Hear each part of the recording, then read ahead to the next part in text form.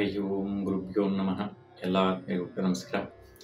ಈಗ ನಾವು 2024ರ ಏಪ್ರಿಲ್ ತಿಂಗಳಲ್ಲಿ ಫಾಲ್ಗುಣ ಮಾಸ ಮತ್ತು ಚೈತ್ರ ಮಾಸ ಈ ಎರಡು ಮಾಸಗಳು ಕೂಡ ಇರುತ್ತೆ. ಈ ಒಂದು ಏಪ್ರಿಲ್ ತಿಂಗಳ ಪೂರ್ತಿ ಕಾಲ ದ್ವಾದಶಿ ರಾಶಿಗಳವರಿಗೆ, ಅದರಲ್ಲಿಯೂ ಸಹ ವೃಶ್ಚಿಕ ರಾಶಿಯವರಿಗೆ 9 ಗ್ರಹಗಳ ಸಂಚಾರದಿಂದ ಆ ಒಂದು ಗ್ರಹಗಳು ನಮ್ಮ ಭೂಮಿ ಸುತ್ತು ಸಂಚಾರ ಸುತ್ತುವಂತಹ ಸ್ಥಿತಿಯಿಂದ ವೃಶ್ಚಿಕ ರಾಶಿಯಲ್ಲಿರ್ತಕ್ಕಂಥವರಿಗೆ ಏನೆಲ್ಲ ಪ್ರತಿಫಲಗಳು ಸಿಗುತ್ತೆ, ಯಾವ ರೀತಿ ವೈಪರೀತ್ಯಗಳಿರುತ್ತೆ ಅನ್ನುವಂಥದ್ದನ್ನ ಸಂಕ್ಷಿಪ್ತವಾಗಿ ನಾವು ನೋಡೋಣ. ನೋಡಿ, ವೃಶ್ಚಿಕ ರಾಶಿಯವರಿಗೆ ಈ ಒಂದು ಏಪ್ರಿಲ್ ತಿಂಗಳ ಪ್ರಾರಂಭದಲ್ಲಿ ಪೂರ್ತಿ ಸಮಯ ಹೆಚ್ಚು ಕಮ್ಮಿ 23ನೇ ತಾರೀಕುವರೆಗೂ ಕೂಡ ನಿಮ್ಮ ರಾಶಾಧಿಪತಿಯಾದಂತಹ ಕುಜ ಶನಿ ಜೊತೆ ಯತಿಯಾಗಿರ್ತಾನೆ. ಶನಿ ಜೊತೆ ಯತಿಯಾಗಿರೋದ್ರಿಂದ ಶನಿ ಮತ್ತೆ ಕುಜ ಎರಡೂ ಗ್ರಹಗಳು ಮಾರಕ ಗ್ರಹಗಳಾಗಿದ್ದು, ಮನೆಯ ಕಡೆ ತಂದೆ ತಾಯಿ ಸ್ಥಿತಿ, ಆರೋಗ್ಯ ಪರಿಸ್ಥಿತಿ ವೈಪರೀತ್ಯಗಳಾಗುವಂತಹ ಸಾಧ್ಯತೆ ಜಾಸ್ತಿ ಇರುತ್ತೆ. ಇಲ್ಲ ಅವರ ಒಂದು ವಿಚಾರದಲ್ಲಿ ಸ್ವಲ್ಪ ತೊಂದರೆಗಳಾಗುವಂಥದ್ದು, ಅವಘಡಗಳುಂಟಾಗುವಂಥದ್ದು, ಸಂದಿಗ್ಧವಾದಂತಹ ಪರಿಸ್ಥಿತಿಗೆ ಸಿಕ್ಕಾಕೊಳ್ಳುವಂತಹ ಸ್ಥಿತಿಗಳು ಎದುರಿಸುವಂತಹದ್ದು 23ನೇ ತಾರೀಕುವರೆಗೂ ಬರುತ್ತೆ. ಆ ತದನಂತರ ಬದಲಾವಣೆ ಬರುತ್ತೆ.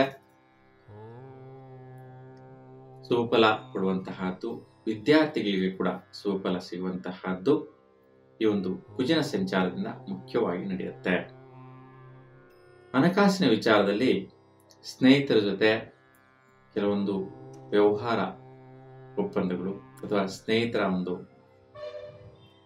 ಹೇಳಿಕೆಗಳನ್ನ ಕೇಳಿ ಅವರ ಒಂದು ಹೇಳಿದ ಮಾರ್ಗದಲ್ಲಿ ಹೆಚ್ಚಿನ ಸ್ಥಿತಿಯಲ್ಲಿ ದುಡ್ಡು ಮಾಡುವಂತಹ ಪ್ರಯತ್ನಗಳು, ಒಂದು ಹೊರಗಡೆ ಧರ್ಮ ಕಾರ್ಯಗಳು ಮಾಡ್ತಾ ದುಡ್ಡು ಕಾಸು ವ್ಯವಹಾರ ಮಾಡುವಂತಹ ಸ್ನೇಹಿತರ ಒಂದು ಸಂಗಡ ಮತ್ತು ಅನುಕೂಲ ಹೆಚ್ಚಿನ ಸ್ಥಿತಿಯಲ್ಲಿ ನಡೆಯುತ್ತೆ. ಪ್ರಯತ್ನ ಕಾರ್ಯಗಳು ಮತ್ತು ಮನೆ ಕಡೆ ವಿಶೇಷವಾದಂತಹ ಒಂದು ಪ್ರಯತ್ನಗಳು ನಿಮಗೆ ಸ್ವಲ್ಪ ಸಂದಿಗ್ಧವಾದಂತಹ ಪರಿಸ್ಥಿತಿಗಳನ್ನ ಎದುರಿಸುವಂತಹ ಸ್ಥಿತಿ ಬರುತ್ತೆ. ಯಾಕೆಂದ್ರೆ ಶನಿ ಮತ್ತೆ ಕುಜ ಯತಿಯಾಗಿರ್ತಕ್ಕಂತಹ ಸಮಸ್ಯೆ. ಹಾಗಾಗಿ ಶನಿ ಗ್ರಹದ ಪರಿಹಾರ ಮಾಡ್ಕೊಳ್ಳಿ. ಮನೆ ಕಡೆ ಮತ್ತು ನಿಮ್ಮ ಪ್ರಯತ್ನ ಕಾರ್ಯಗಳ ಚಿಂತೆ, ಸಮಸ್ಯೆಗಳು, ಸಂಕಷ್ಟಗಳು ಎದುರಾಗದಂತೆ ಸಂದಿಗ್ಧವಾದಂತಹ ಇಕ್ಕಟ್ಟಿನ ಪರಿಸ್ಥಿತಿಗಳು ಸಿಕ್ಕಾಕೊಳ್ಳುವಂತಹ ಒಂದು ವೈಪರೀತ್ಯಗಳು ಬಾರದಂತೆ ನಿವಾರಣೆ ಮಾಡ್ಕೋಬಹುದಾಗಿರುತ್ತೆ. ವಿದ್ಯಾರ್ಥಿಗಳಿಗೆ ತುಂಬಾ ಶುಭ ಫಲ. ಶುಕ್ರ ವಿದ್ಯಾಕಾರಕ. ಹಾಗಾಗಿ ವಿದ್ಯೆ ಮತ್ತು ಜ್ಞಾಪಕ ಶಕ್ತಿ, ಶ್ರೇಷ್ಠವಾದಂತಹ ಸ್ಥಿತಿಯ ಅಂಕಗಳನ್ನ ಮಾರ್ಕ್ಸ್ ಪಡೆಯುವಂತಹ ಒಂದು ಯೋಗ, ಮತ್ತೆ ಆ ಒಂದು ಪರೀಕ್ಷೆಗಳಲ್ಲಿ ಉತ್ತುಂಗ ಸ್ಥಾನದಲ್ಲಿ ತೇರ್ಗಡೆ ಆಗುವಂತಹದ್ದು, ಪಾಸ್ ಆಗುವಂತಹ ಒಂದು ಅವಕಾಶ ಈ ಒಂದು ಶುಕ್ರ ಕೊಡ್ತಾನೆ. ಶುಕ್ರ ಗ್ರಹ 24ನೇ ತಾರೀಕುವರೆಗೂ ಕೂಡ ಮೀನ ರಾಶಿಯಲ್ಲಿ ಉಚ್ಚ ಸ್ಥಿತಿ ಸಂಚಾರ ಮಾಡೋದ್ರಿಂದ ವಿದ್ಯಾರ್ಥಿಗಳಿಗೆ ಶ್ರೇಷ್ಠವಾದ ಕಾಲ. ಈ ಸಂದರ್ಭ ಉತ್ತಮವಾದಂತಹ ಪರಿಸ್ಥಿತಿಗಳು ಅನುಕೂಲಿಸುತ್ತೆ. ಇಲ್ಲಿ ಸೂರ್ಯ ಮತ್ತೆ ರಾಹು ಕೂಡ ಸಂಚಾರ ಆಗ್ತಾನೆ. 10ನೇ ತಾರೀಕಿನ ನಂತರ ಬುಧ ವಕ್ರ ಸ್ಥಿತಿಯಲ್ಲಿ ನೀಚ ಸ್ಥಿತಿಗೆ ಸಂಚಾರಕ್ಕೆ ಬರ್ತಾನೆ. ಸ್ವಲ್ಪ 10ನೇ ತಾರೀಕಿನ ನಂತರ ಸ್ವಲ್ಪ ಅಡೆತಡೆಗಳು ಕಾಣಿಸಿದ್ರು ಸಹ ಶುಕ್ರ ಇರೋದ್ರಿಂದ ಶ್ರೇಷ್ಠ ಫಲನ ಗಳಿಸ್ತೀರಾ. ಇಲ್ಲಿ ಕುಜನು ಮತ್ತೆ ರಾಹು ಯತಿ ಆಗ್ತಾರೆ 23ರ ನಂತರ. ಹಾಗಾಗಿ ಏಪ್ರಿಲ್ 23ರ ನಂತರ ಸ್ವಲ್ಪ ವೈಪರೀತ್ಯಗಳು, ಕ್ಲಿಷ್ಟವಾದಂತಹ ಪರಿಸ್ಥಿತಿಗಳು ಕೂಡ ವಿದ್ಯಾರ್ಥಿಗಳಿಗೆ ಬರುವಂತಹ ಸಾಧ್ಯತೆ 23ರ ನಂತರ ಇರುತ್ತೆ. 23ರ ಒಳಗೆ ಬಹಳಷ್ಟು ಅನುಕೂಲಗಳು ಲಭಿಸುತ್ತೆ. ಮಿತ್ರರ ವಿಚಾರದಲ್ಲಿ, ಸ್ನೇಹಿತರ ವಿಚಾರದಲ್ಲಿ ಶ್ರೇಷ್ಠವಾದಂತಹ ವ್ಯವಹಾರಗಳು ಮಾಡುವಂತಹ ಯೋಗ ಪ್ರಾಪ್ತಿ 13ನೇ ತಾರೀಕಿನ ನಂತರ ಬರುತ್ತೆ. ಸೂರ್ಯ ಮೇಷರಾಶಿಯಲ್ಲಿ ಉಚ್ಚ ಸ್ಥಿತಿ ಸಂಚಾರ ಮಾಡ್ತಾನೆ. ಸುಮಾರು 1 ತಿಂಗಳ ಕಾಲ ಇರ್ತಾನೆ. ಗುರು ಜೊತೆ ಯತಿ ಆಗ್ತಾನೆ. ಇದೇ ರಾಶಿಯಲ್ಲಿ 10ನೇ ತಾರೀಕುವರೆಗೂ ಬುಧ ಬೇರೆ ಇರ್ತಾನೆ. ಹಾಗಾಗಿ ಬುಧನು ಮತ್ತೆ ಗುರು ಯತಿಯಾಗಿರ್ತಕ್ಕಂತಹದ್ದು 10ನೇ ತಾರೀಕುವರೆಗೂ. 13ರ ನಂತರ ಸೂರ್ಯ ಯತಿ ಆಗ್ತಾ ಇರೋದು, ಜೊತೆ ಆಗ್ತಾ ಇರೋದು. ಸೂರ್ಯ ಉಚ್ಚ ಸ್ಥಿತಿ ಮೇಷರಾಶಿಯಲ್ಲಿ ಇರ್ತಕ್ಕಂತಹದ್ದು ಒಳ್ಳೆ ಸುಖದಾಯಕವಾದಂತಹ ಒಂದು ಪ್ರತಿಫಲಗಳನ್ನ ನಿಮಗೆ ಕೊಡುತ್ತೆ. 24ರ ನಂತರ ಶುಕ್ರ ಕೂಡ ಈ ಒಂದು ಸ್ಥಾನಕ್ಕೆ ಬರ್ತಾನೆ.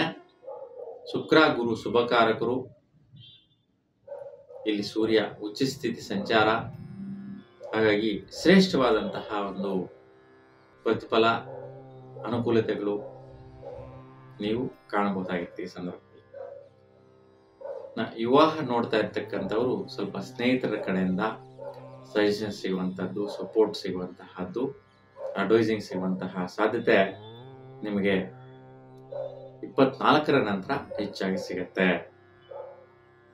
ದಂಪತಿಗಳಿಗೂ ಸಹ ವಿಶೇಷವಾದಂತಹ ಧನ ಪ್ರಾಪ್ತಿ ಯೋಗ, ಅಂದುಕೊಂಡಷ್ಟು ಫಲದಾಯಕವಾದಂತಹ ದುಡ್ಡು, ಕಾಸು, ಸಂಪತ್ತು ನಡೆಯುತ್ತೆ. ಆರೋಗ್ಯ ವಿಚಾರದಲ್ಲಿ ಏಪ್ರಿಲ್ 10ರವರೆಗೂ ಉತ್ತಮವಾದಂತಹ ಆರೋಗ್ಯ ಸ್ಥಿತಿ ಇರುತ್ತೆ.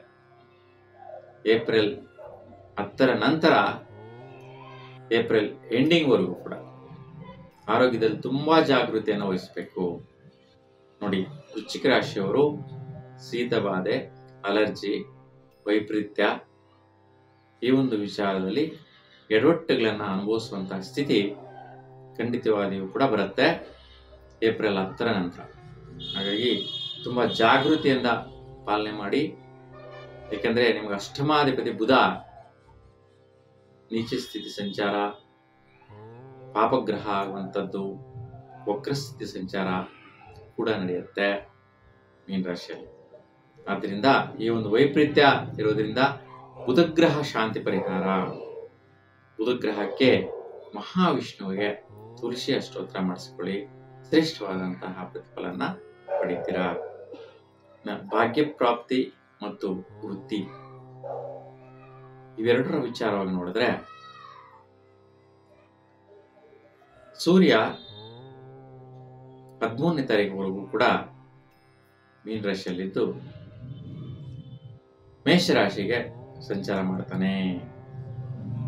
ಮೇಷರಾಶಿಗೆ ಸಂಚಾರ ಮಾಡಿದಾಗ ನಿಮ್ಮ ವೃತ್ತಿಯಲ್ಲಿ ವಿಶೇಷವಾದಂತಹ ಅಭಿವೃದ್ಧಿ, ಅಂದರೆ ಉನ್ನತ ದರ್ಜೆಗೆ ಹೋಗುವಂತಹದ್ದು, ಉನ್ನತ ಸ್ಥಾನಮಾನಗಳು ಲಭಿಸುವಂತಹದ್ದು, ಬಡ್ತಿ ಸಿಗುವಂತಹದ್ದು, ಇಲ್ಲ ನೀವು ಮಾಡ್ತಾ ಇರ್ತಕ್ಕಂಥ ಕೆಲಸಕ್ಕೆ ಹೆಚ್ಚಿನ ಸ್ಥಿತಿಯ ಭತ್ಯೆ ಸಿಗುವಂತಹದ್ದು, ಸ್ಯಾಲರಿ ಸಿಗುವಂತಹದ್ದು, ಇವೆಲ್ಲವೂ ಕೂಡ ನೀವು ನೋಡಬಹುದಾಗಿರುತ್ತೆ. ಈ ಶುಭ ಫಲ ಕೊಡುವಂತಹದ್ದು 13ರ ನಂತರ ಕೂಡ ಇರುತ್ತೆ. 13ಕ್ಕೆ ಮುಂಚೆ ಕೂಡ ಸಾಧಾರಣ ಮಟ್ಟಿಗೆ ಬಲ ಸಿಗುವಂತಹದ್ದು, ಯಾವುದೇ ರೀತಿ ವೈಪರೀತ್ಯಗಳಿರೋದಿಲ್ಲ. ಸ್ವಲ್ಪ ಜವಾಬ್ದಾರಿ ಇದ್ರೂ ಕೂಡ 13ರ ನಂತರ ಟೋಟಲ್ ಆಗಿ ಚೇಂಜ್ ಆಗಿಬಿಡುತ್ತೆ ನಿಮ್ಮ ವೃತ್ತಿ ಸ್ಥಾನ ಬದಲಾವಣೆ. ಆದಾಯ ವಿಚಾರ ನಾವು ನೋಡಿದ್ರೆ ಸ್ವಲ್ಪ ಟೆನ್ಷನ್ಗಳಿಂದ ಕೂಡಿರುತ್ತೆ. ಆದಾಯ ಬರುವಂತಹ ಆದಾಯಗಳಲ್ಲೂ ಕೂಡ ಸ್ಟ್ರಗಲ್ಸ್, ಅಲ್ಲಿ ಬರುತ್ತೆ, ಅಲ್ಲಿ ಹೋಗುತ್ತೆ. ಇಲ್ಲಿ ಎಷ್ಟು ಆದಾಯ ಮಾಡ್ತೀರಾ ಅಷ್ಟು ಖರ್ಚಿರುತ್ತೆ. ಆ ರೀತಿ ವೈಪರೀತ್ಯಗಳಿರುತ್ತೆ. ಈ ಒಂದು ಸ್ಥಿತಿ ಈಗಾಗಲೇ ಇದೆ. ಏಪ್ರಿಲ್ 10ರವರೆಗೂ ಈ ಸ್ಥಿತಿ ಬಂದು ಏಪ್ರಿಲ್ 10ರ ನಂತರ ನೀಚವಾದಂತಹ ಖರ್ಚುಗಳು, ಯಾವುದಕ್ಕೋ ಅನಿವಾರ್ಯವಾಗಿ ಖರ್ಚು ಮಾಡಲೇಬೇಕು ಅನ್ನುವಂತಹದ್ದು. ಯಾವುದೋ ಒಂದು ವೆಹಿಕಲ್ ಕೆಟ್ಟೋಯ್ತು, ರಿಪೇರಿ ಮಾಡಿಸು, ನಿಮಗೆ ಬೇಕಾಗಿರ್ತಕ್ಕಂತಹ ಅನಿವಾರ್ಯವಾದಂತಹ ವಸ್ತುಗಳು ತಗೊಂಡ್ಲೇಬೇಕು, ಇಲ್ಲಾಂದ್ರೆ ಆಗೋದೇ ಇಲ್ಲ, ಈ ಸಮಯದಲ್ಲಿ ತಗೊಂಡ್ರೆ ತಗೊಂಡಂಗೆ, ಇಲ್ಲ ಅಂದ್ರೆ ಇಲ್ಲ. ಈ ರೀತಿ ನಿಮ್ಮ ಆದಾಯಕ್ಕೆ ಮೀರಿ ಖರ್ಚು ಮಾಡುವಂತಹ ಸ್ಥಿತಿ 10ರ ನಂತರ ಬರುತ್ತೆ. ಏಪ್ರಿಲ್ ಅಂತ್ಯದವರೆಗೂ ಕೂಡ ಇರುತ್ತೆ. ಅದಕ್ಕೆ ಈ ಒಂದು ಖರ್ಚುಗಳು ನಿಮಗೆ ಉಪಯುಕ್ತವಲ್ಲ, ಅನಾವಶ್ಯಕವಾದಂತಹ ಖರ್ಚುಗಳು ಅಂತ ಹೇಳ್ಬೋದು. ಅಂದ್ರೆ ವ್ಯಯವಾದಂತಹ ಖರ್ಚುಗಳು ನಿಮ್ಮ ಕೈಯಲ್ಲಿ ನಿಲ್ಲಲ್ಲ, ಅದು ಆದಾಯ ಆಗಲ್ಲ, ವ್ಯಯ ವ್ಯರ್ಥವಾಗುವಂತಹ ಖರ್ಚಾಗಿರುತ್ತೆ. ಹಾಗಾಗಿ ಈ ಒಂದು ಆದಾಯ ವಿಚಾರದಲ್ಲಿ ವೈಪರೀತ್ಯಗಳು ನೀವು ನೋಡ್ತೀರಾ. ಇನ್ನು ಕೆಲವೊಂದು ಖರ್ಚುಗಳು ಶ್ರೇಷ್ಠ ಸ್ಥಿತಿಯಲ್ಲಿ ಮಾಡೋಕ್ಕೆ ಪ್ರಯತ್ನ ಮಾಡ್ತೀರಾ 23 ಏಪ್ರಿಲ್ವರೆಗೂ ಕೂಡ. ಆ ಒಂದು ಖರ್ಚುಗಳು ನಿಮ್ಮ ಜೀವನದಲ್ಲಿ ಬದಲಾವಣೆ ತರುವಂತ ಪ್ರಯತ್ನ ಮಾಡ್ತೀರಾ, ಆದರೆ ಜಾಗೃತಿಯನ್ನ ವಹಿಸಬೇಕು. ಇಲ್ಲಿ ಬುಧಗ್ರಹ ಶಾಂತಿ ಪರಿಹಾರ ಮಾಡ್ಕೊಳ್ಳಿ. ಈಗಾಗಲೇ ಹೇಳಿದೆ, ಬುಧ ಸರಿ ಇಲ್ಲ, ಆರೋಗ್ಯಕ್ಕೆ ತೊಂದರೆ ಕೊಡ್ತಾನೆ, ಆದಾಯಗಳಿಗೆ ತೊಂದರೆ ಕೊಡ್ತಾನೆ, ಖರ್ಚು ವೆಚ್ಚಗಳಿಗೆ ತೊಂದರೆ ಕೊಡ್ತಾನೆ. ನೋಡಿ, ಈ 3 ಅಂಶಗಳು ಬುಧ ಗ್ರಹದ ವೈಪರೀತ್ಯದಿಂದ ಇದೆ. ಈ ಒಂದು ಸಮಯದಲ್ಲಿ ಬುಧ ಸಂಚಾರ ಮಾಡುವಂಥ ಸ್ಥಿತಿ ಸರಿ ಇಲ್ಲದೇ ಇರತಕ್ಕಂಥದ್ರಿಂದ ನಿಮಗೆ ವೈಪರೀತ್ಯಗಳು 3 ರೀತಿ ಖಂಡಿತವಾಗಿಯೂ ಬರುತ್ತೆ. ಹಾಗಾಗಿ ಬುಧ ಗ್ರಹಕ್ಕೆ ಮಹಾವಿಷ್ಣು ದರ್ಶನ ಮಾಡಿ, ಅಲ್ಲಿ ತುಳಸಿ ಅಷ್ಟೋತ್ತರ ಮಾಡಿಸ್ಕೊಳ್ಳಿ, ಫಲ ಸಿಗತ್ತೆ. ಎಲ್ರಿಗೂ ಒಳ್ಳೆಯದಾಗಲಿ. ನಮಸ್ಕಾರ.